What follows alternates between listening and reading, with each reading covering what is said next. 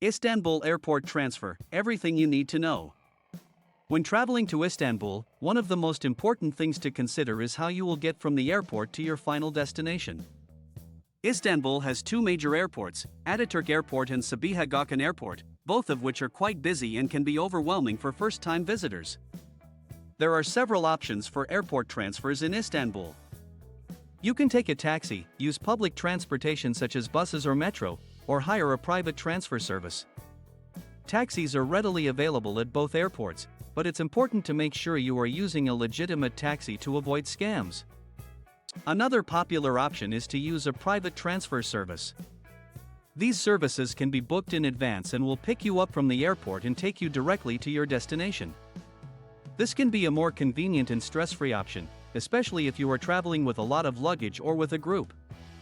No matter which option you choose, it's important to plan ahead and know all your options for airport transfers in Istanbul.